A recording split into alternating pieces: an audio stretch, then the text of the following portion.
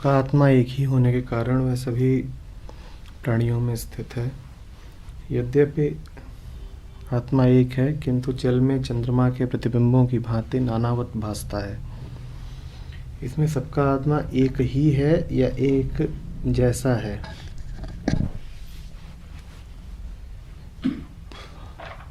तीन चार तलों पर भ्रम हो सकता है। पहला भ्रम तो ये है कि आत्मा मतलब एसेंस अलग अलग है सबका। आमतौर पर हम इसी भ्रम में जीते हैं।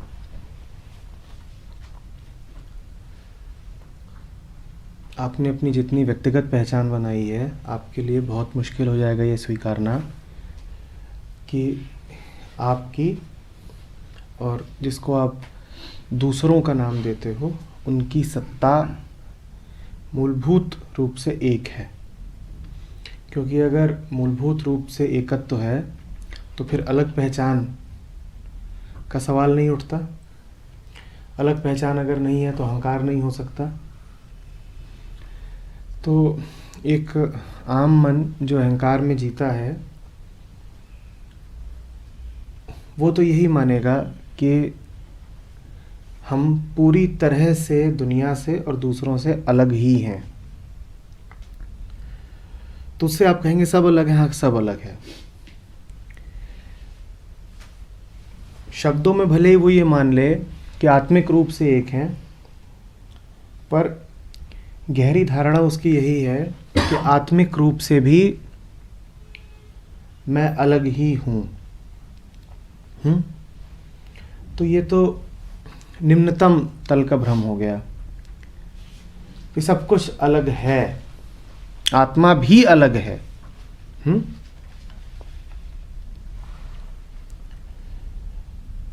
जब रंग भेद की नीति चलती थी, अपार्थीड, उन दिनों में आप किसी गोरे से अगर कहते कि तेरी और काले की आत्मा एक है, तो कहता नहीं है। विश्व युद्ध के दिनों में बहुत दिनों तक ये भ्रम बना रहा और ये भ्रम फैलाया गया कि खून भी अलग अलग होता है। वो बात भाषा में आज तक बनी हुई है। आप कहते हो खानदानी खून है, आप कहते हो तो ये बात जब सामने आएगी, खून तो बिल्कुल एक ही होता है और उसके जो भेद होते हैं वो भी बस गिने चुने ही हैं। तो ये बात बहुत लोगों को पसंद नहीं आई थी कि गोरे और काले का, हिंदू का मुसलमान का खून एक कैसे हो सकता है, आदमी औरत का भी खून कैसे एक हो सकता है, अलग अलग होना ही चाहिए। जब बाद में ये पता लगा कि आदमी का और चिंपैंजी का डीएनए भी करीब करीब 99% एक जैसा है, तो भी आदमी के मन को बड़ी असुविधा हुई कि हम और चिंपैंजी 99% एक जैसे हैं। आत्मा के अलग होने का तो सवाल छोड़िए, शरीर भी 99% एक जैसा है। बहुत दिक्कत होगी। आप जिससे नफरत करते हैं, आपको ये मानने में कि आपका और उसका मूल एक ही है, आत्मा एक ही है, बहुत दिक्कत होगी। मान लिया तो नफरत का आधार खत्म हो जाएगा। दिख गया तो बड़ी दिक्कत हो जाएगी।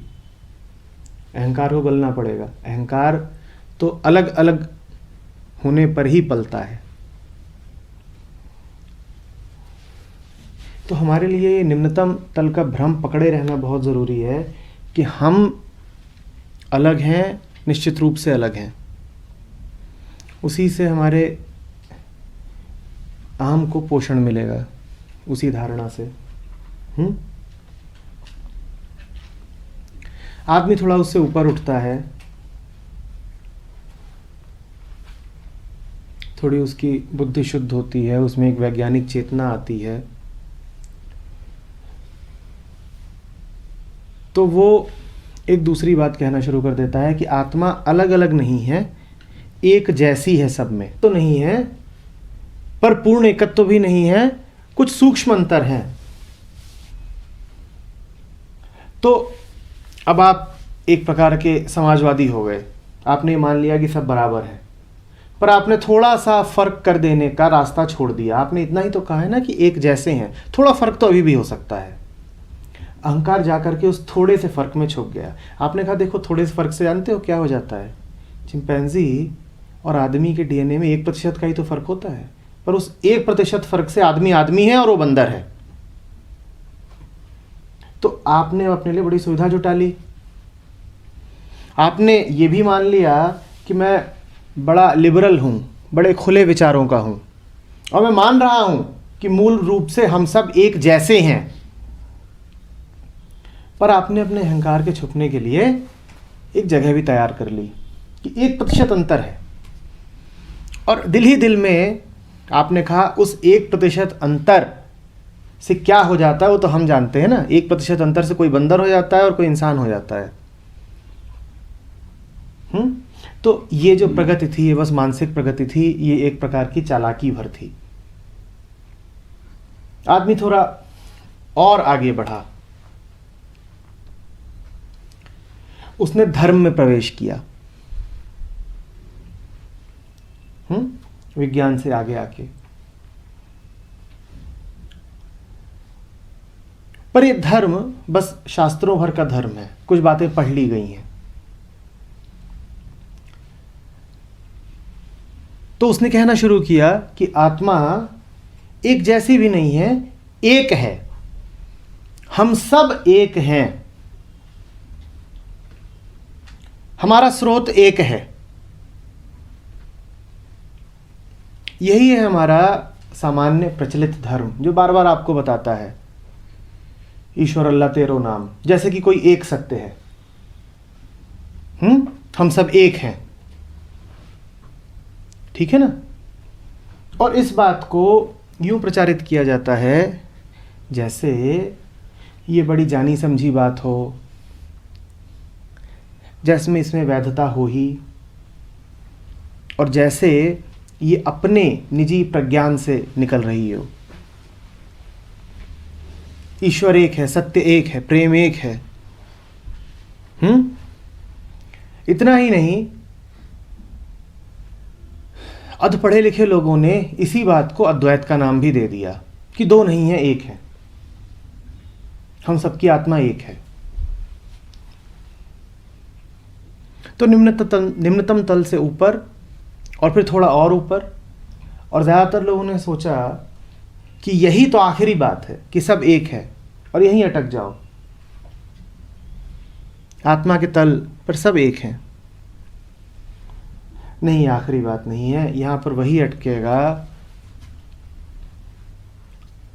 जिसकी चेतना उधार की है, जिसने बस अष्टावक्र को पढ़ लिया है, जो अष्टावक्र हुआ नहीं।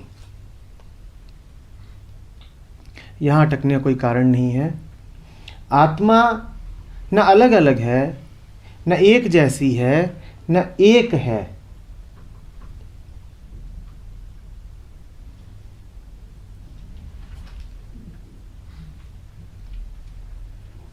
नहीं कहा जा रहा कि वो अलग अलग है, नहीं कहा जा रहा कि वो एक जैसी है, और नहीं कहा जा रहा कि वो एक भी है।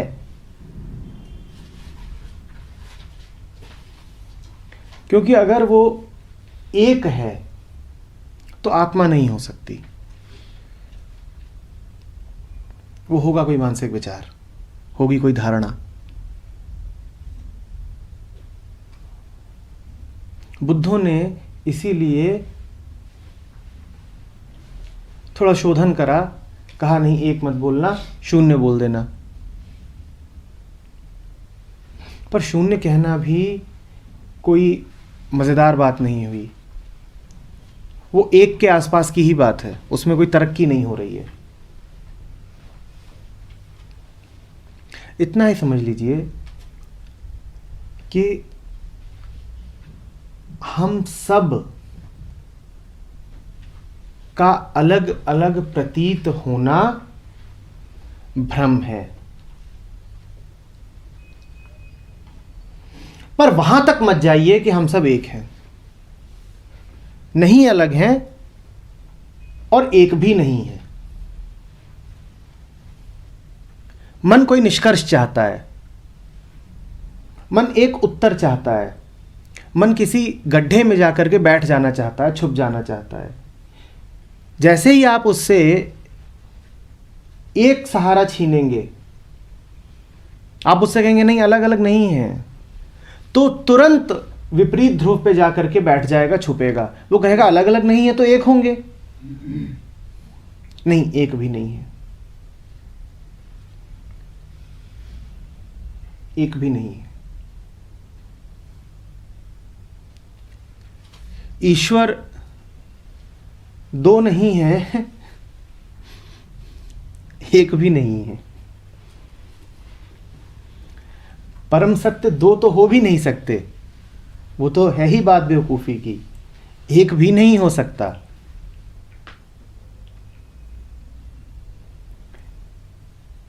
जिन्होंने अभी उसे एक करा है, उन्होंने सिर्फ युद्धों को आमंत्रण दिया है। सारी लड़ाइयां ही इसीलिए हैं। परम सत्य एक है, एक मेरा वाला एक तेरा वाला, और ये मेरा वाला और तेरा वाला ये कब भिड़ेंगे? युद्ध कैसे शुरू होते हैं? हाँ, परम सत्य एक ही है। कौन सा एक? जो मैं बता रहा हूं।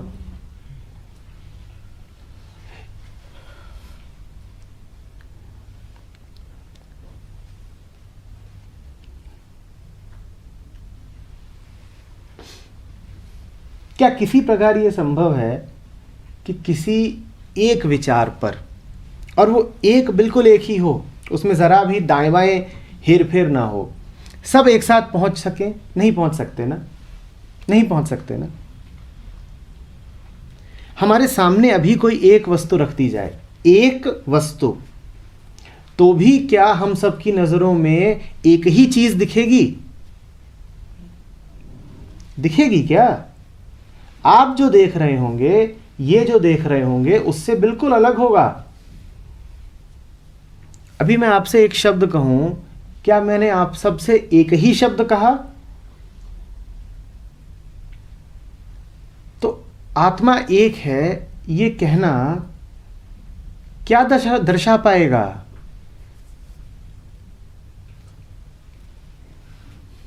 इससे क्या कहा जा सकता है? कुछ भी नहीं। मत कहिए कि एक है, क्योंकि जो एक है वो मन में जाकर के अनेक बनता ही है, बनेगा ही। मन के लिए जैसे एक शब्द है अनेक, उसी प्रकार एक शब्द है एक। और मन में एक कभी कुछ होता नहीं। मन में कभी एक कुछ होता नहीं। मन तो एक भीड़ है। एक भी भीड़ के रंगों में रंग ही जाएगा। यह संभव ही नहीं है कि एक रहा आए और उसमें कोई रंग ना हो।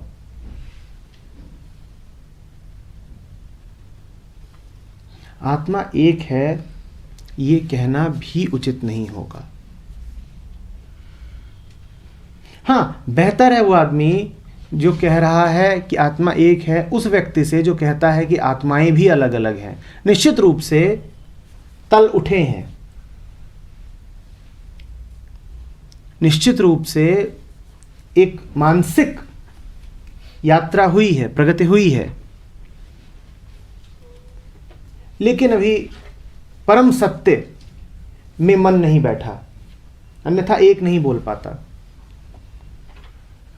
सर, ये 18.40 में अष्टावक्र ने बोला कि the wise do not see separate things, only the timeless self.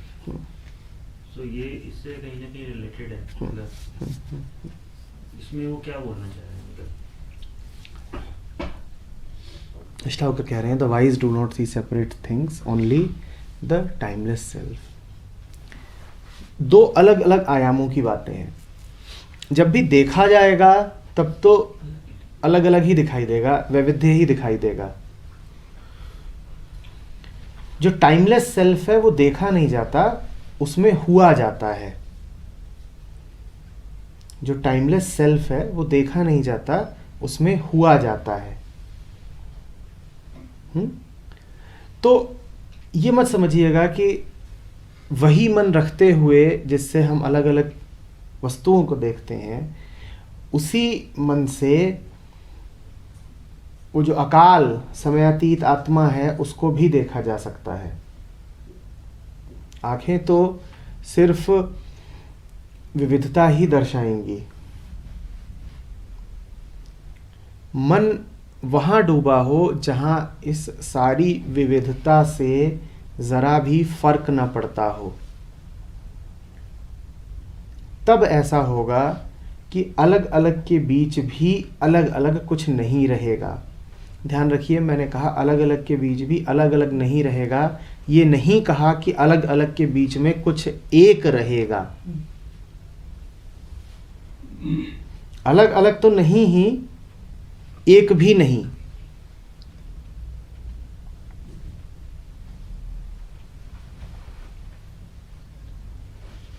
बहुत अंधविश्वास पैदा हुए हैं ये मानने से कि आत्मा एक है, बल्कि यूं कहें कि आत्मा है। हमने सेल्फ को भी, आत्मा को भी ऑब्जेक्टिफाई कर दिया है, क्योंकि आप है तो उसको ही बोलते हैं ना, जो मानसिक होता है। उसके अलावा और आप किसको कहते हैं कि है, अस्तित्वमान है। तो ज्यों ही आप कहते हैं कि ब्रह्म है, अल्लाह है, आप तुरंत उसको भी एक वस्तु ही बना देते हैं, एक ऑब्जेक्ट ही बना देते हैं, क्योंकि है शब्द का प्रयोग ही वस्तुओं के लिए किया जाता है। चादर है, दीवार है, कमरा है, तो आप फिर कैसे कह सकते हैं कि आत्मा है और सत्य है? है शब्द का प्रयोग दोनों के साथ आप एक साथ कैसे कर सकते हो? तो बड़ी दिक्कतें पैदा हुई हैं जैसे ही आपने कहा है आत्मा है। आत्मा दीवार बन गई है, आत्मा चद्दर बन गई है, आत्मा बिस्कुट बन गई है, आत्मा कमरा बन गई है। परम सत्य के साथ भी तो हमने यही करा है। उसे है कह कह करके कभी हमने उसको मूर्ति बना दिया है, कभी ख्याल बना दिया है। भले हम ये कहते हो कि हम निराकार ब्रह्म की उपासना करते हो, पर जैसे ही हमने कहा है वैसे ही वो मन के दायरे में आ जाता है। इसीलिए एक है कहना भी उचित नहीं है। एक है कहना भी उचित नहीं है। वो एक है ये कहना मन की साजिश है। मन चाहता है कि परम को भी अपनी गिरफ्त में ले ले, इस कारण ये उसकी आखिरी चाल है कि एक है। लेकिन आपको भ्रम होगा, अक्सर आपको पढ़ने को मिलेगा कि एक है।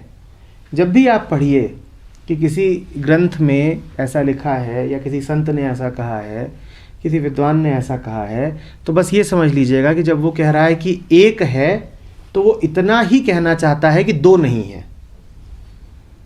तो एक है सिर्फ एक तरीका है ये कहने का कि दो नहीं है, पर एक है इससे ये ना समझ लीजिएगा कि एक है ना, दो नहीं है ये कहना चाहता था वो, अतः कह दिया कि एक है।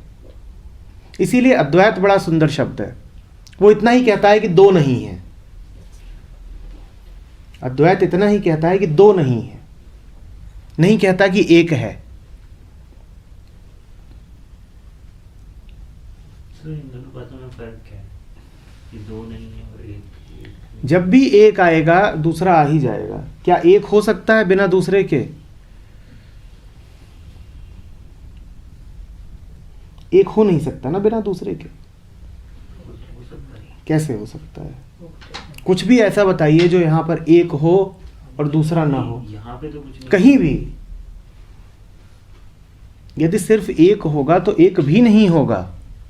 एक के होने के लिए दूसरा आवश्यक है। तो जैसे हम जिसको सेल्फ बोलते हैं उसका तो कोई दूसरा नहीं है। जैसे जो दुनिया में जो चीजें हैं उन सब का तो हर चीज का डुअल है, पर जिसको हम जो सेल्फ बोलते हैं उसका कोई ये नहीं कि नॉन सेल्फ है वो। अगर कोई नॉन सेल्फ नहीं है, यदि सेल्फ ही सेल्फ है, तो फिर सेल्फ भी कहाँ है? कुछ होने के लिए उसकी सीमाएं होनी चाहिए ना। यदि सिर्फ वही है तो उसकी कोई सीमा नहीं है, और जिसकी सीमा नहीं है उसे जाना नहीं जा सकता। आप जिस भी चीज को कहेंगे है, उसकी कहीं ना कहीं सीमा होगी, तभी कह पाएंगे कि वो है। सीमा के कारण ही कुछ होता है। आपके होने का कारण ही यही है कि आपकी एक सीमा है कहीं ना कहीं। यदि सीमा नहीं है तो कैसे होगे आप? तो ये भी कह सकते हैं कि जैसे इनफाइनाइट जो चीज़ है, एक तरीके से उसको हम एक बोलने की कोशिश कर रहे हैं, तो उसकी बाहर बाउंड्री कुछ होगी। पर जैसे ही आप इनफाइनाइट बोल देते हो वैसे ही वो फाइनाइट हो जाता है। अगर वास्तव में होता इनफाइनाइट तो कैसे बोल पाते कि इनफाइनाइट है? वो कैसे समाता आपकी खोपड़ी में? इनफाइनाइट कह दिया, इसका मतलब इनफाइनाइट को जान लिया, तभी तो कह पा रहे हो ना। या तो ये बोलो कि बिना जाने बोल रहे हैं, तब फिर ठीक है, फिर उसका मतलब ये है कि हम बकवास कर रहे हैं। आप बोल देते हो इन्फिनिटी, पर क्या इन्फिनिटी को जाना जा सकता है? तो फिर बोला भी कैसे जा सकता है इन्फिनिटी? तो हम जब भी इन शब्दों का प्रयोग करते हैं, अखंड, असीमित, ये शब्द ही बड़े मूढ़ता के हैं। ये शब्द बोले ही तभी जा सकते हैं जब आपने उनको जाना ना हो। जो असीमित है उसको असीमित कह कैसे दिया, ये बताओ। असीमित को असीमित कैसे कह रहे हो? असीमित को असीमित कह रहे हो, इसका मतलब तुमने कहीं ना कहीं उसकी सीमाएं देखी हैं, और अगर सीमाएं देख ली हैं तो असीमित कहाँ है?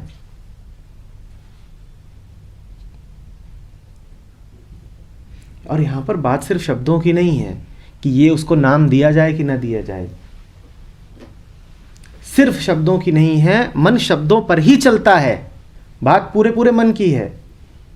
और मन अगर एक गलत धारणा लेकर के बैठ जाएगा तो कभी सत्य में समझ में उतर नहीं पाएगा।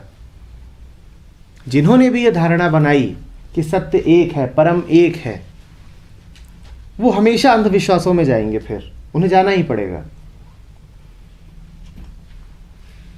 नहीं, बहुत सारे नहीं हैं, पर एक भी नहीं है। ठीक है? मतलब सर एको हम जो यूज करते हैं और अद्वैत, ये बिल्कुल अलग अलग है। देखने में लगते हैं एक जैसे, एको हम और अद्वैत, पर अलग है। एको हम जब भी पढ़िए तो यही समझ लीजिएगा कि यही कहा जा रहा है कि दूसरे का इनकार है। एक पर जोर नहीं है, जोर इस बात पर है कि दो नहीं है। मैं एक हूं, दो नहीं, तो इसमें जोर से यह बात कही जा रही है कि दो नहीं। मैं एक हूं, यह सिर्फ थोड़ा समझाने के लिए कह दिया गया है। ठीक है?